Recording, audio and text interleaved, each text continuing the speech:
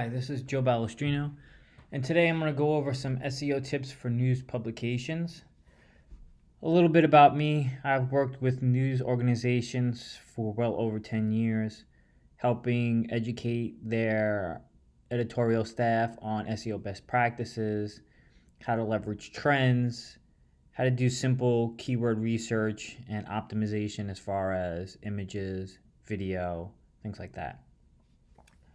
So today, here are some of the topics I'll be talking about: how to do some basic keyword research, show you how to use Google Suggest and what it is, some free tools such as Keywords Everywhere, how to use Google Trends, creating search engine friendly headlines, when to use keywords, image optimization, writing alt tags, hashtags, and a little FYI on how Google ranks stories.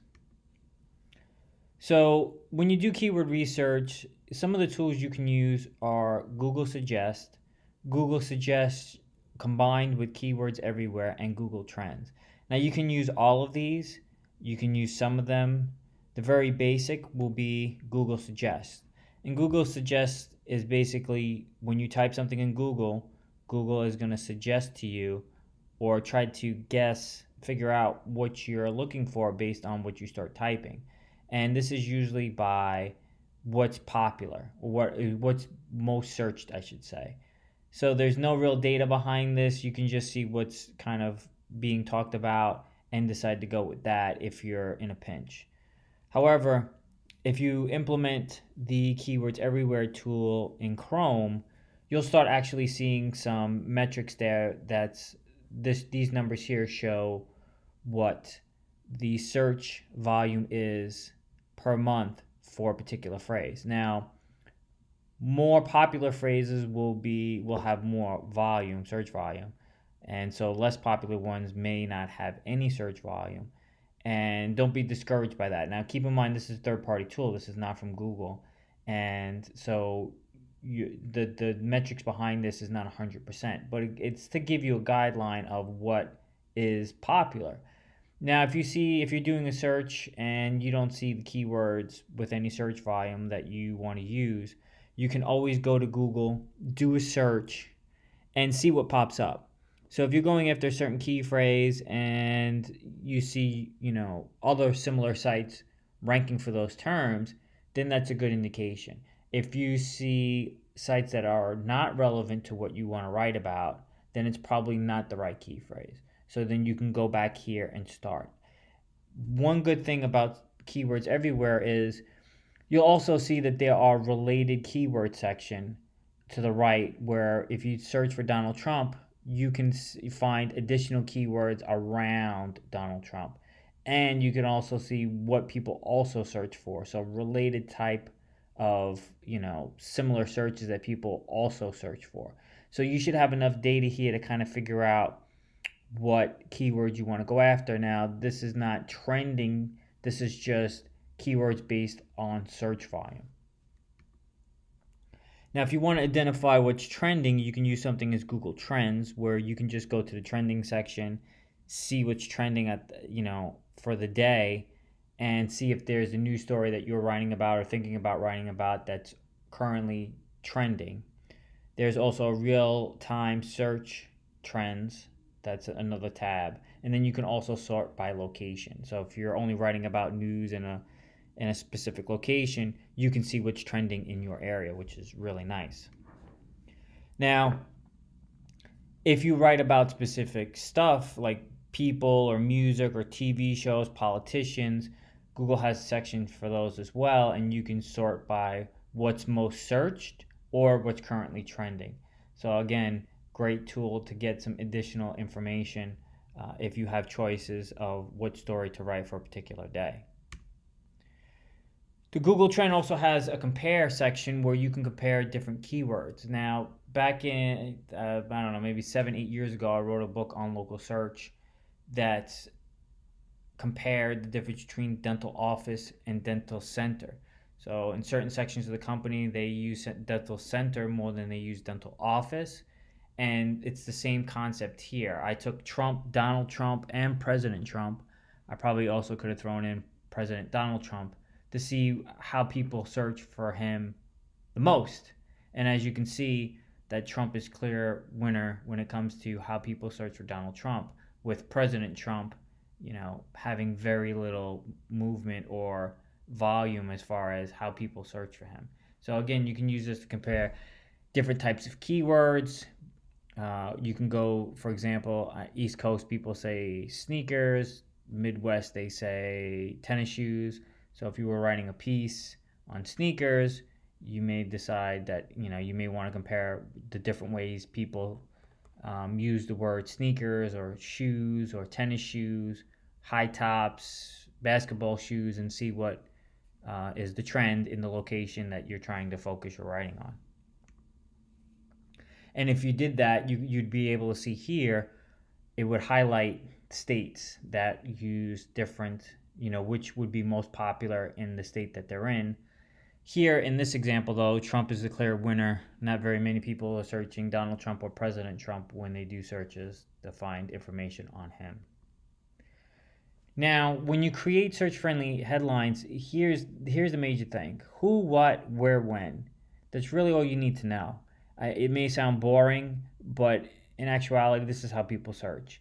They hear about a story either in the car while they're driving, on television from somebody that they overheard having a conversation, or maybe they've seen it in another news feed or on Twitter.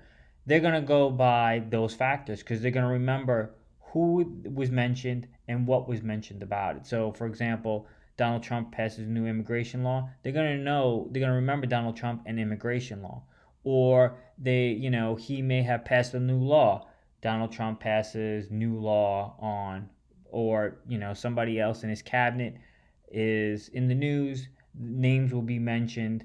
What's going on is what people will remember. And so you want to make sure that you have those keywords in your title, and then kind of repeat those in the first sentence. So if it's about Donald Trump's immigration law, put that in the first sentence. And then in the first paragraph, cover all the who, what, where, whens, and get that taken care of, because that's going to make the story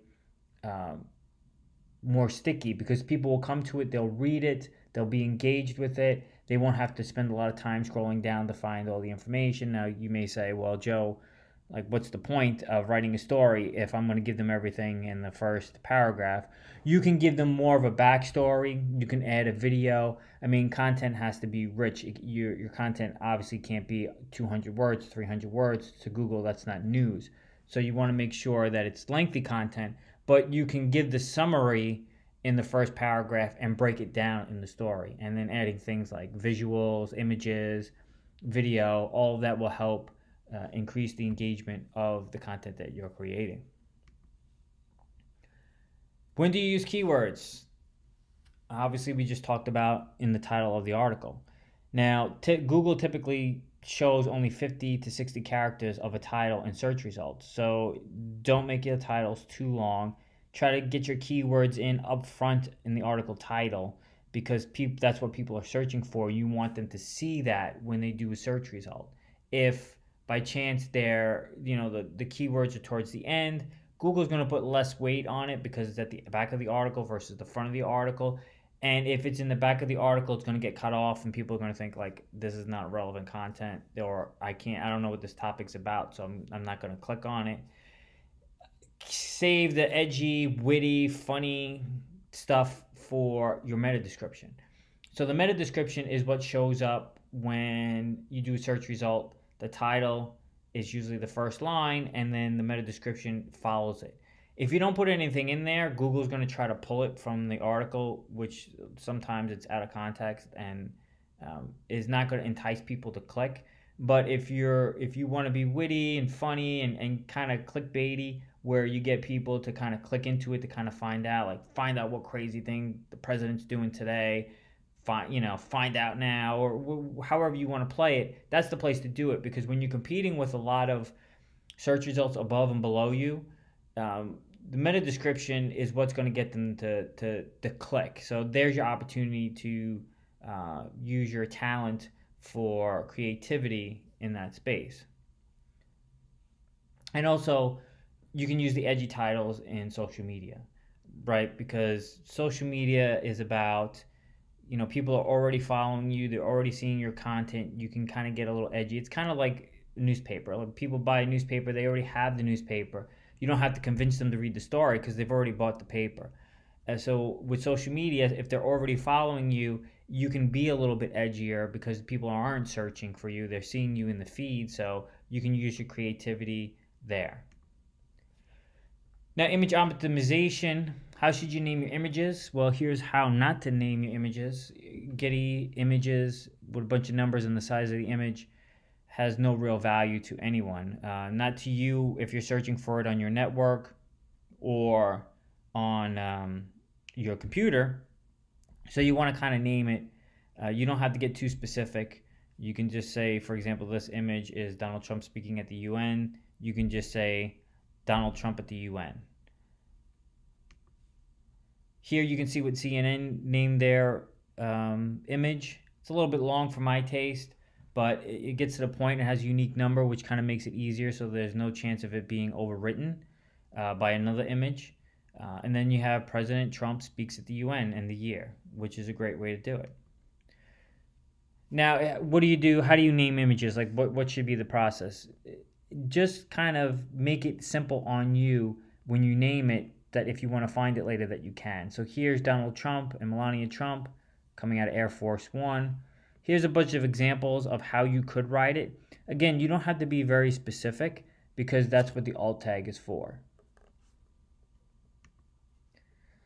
Now, what do you do if you have the same image or the same person, the same location at different times? Here are some suggestions on how you can write those so you're not overwriting them and they don't appear the same to Google.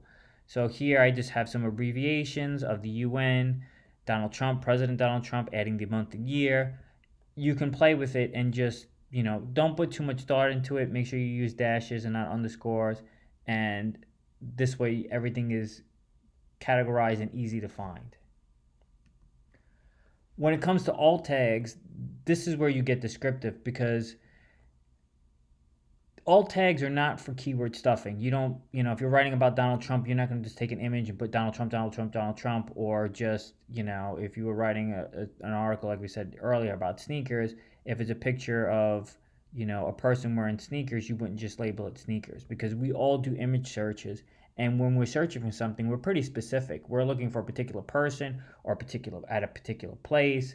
And so when you're writing those, when you're thinking about what the image is about, again, imagine you're describing the image to someone. How would you tell them? Would you tell them, for example, here, a man on an escalator? It is a man on an escalator, but it's not really detailed enough. Now, a man walking on an escalator, which seems, pretty accurate. If you wanted to take it one step further, you can say a man wearing a backpack walking down an escalator is spot on. And so when you talk about, if the picture in the previous slide showed you were writing a story about Melania Trump and her fashion, you can then have an alt tag of Melania Trump wearing a long red trench coat stepping out of Air Force One. That would be spot on. And that would be something that if someone searched, they would see it and bring you traffic, because image search does bring traffic, so does videos. And so optimizing them for what people are searching for is what's going to get you the clicks. And just, not labeling images properly is going to get you zero traffic, and it's not going to relate to what's in the story. So if you want your images to show along more with your stories in Google search, you have to make sure that the images complement the story. Now, hashtags, I'm big on leveraging everything you can to get stories out. And a lot of news organizations, there's a lot of competition. But one thing that you can do to kind of get a leg up, because a lot of news organizations, especially larger ones that are in a rush to push out stories, don't usually take the time to do this. So if you have the time, go to hashtag of the day, and you can figure out, clearly see what hashtags are trending and what are popular at the time, so that when you write your story and you push it out to social media, you know exactly which hashtags to use that people are using now, so that you can get some additional traffic on top of pushing it to your social media channels, sharing it, to your network. Now, how does Google rank stories? So here's a list of what Google tells us that they look at. A lot of this I agree with.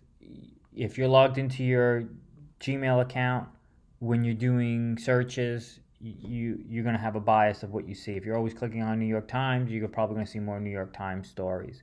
But also, what impacts what goes on in Google News is the freshness of the content. How fresh is the content? How soon after the story broke was it on the internet? And how often is it updated? Are you updating? Are you creating a new story every time the story comes out, or are you updating the current story? How diverse is the content that you're creating? How rich is it? Does it have video? Does it have slides? Is it interactive? What do you have going on there? And then the originality of the content. If you're taking PR news articles, press releases, and throwing them up on your website, you're wasting your time. Don't even bother, because Google's not going to rank it. You're not going to get any traffic from it, so why bother doing it? And don't rewrite it a little bit, like the first couple of sentences, to try to make it your own, and then put the rest of the press release there. Again, it's a waste of time. Take the time to write original content, and think about how you can make the content you create have a longer shelf life. And that's all I have today. If you have any additional questions or comments on this presentation or other presentations that you would want me to put together, I have more coming out in the next few weeks. Just leave a comment below and I'll get to them. Thank you.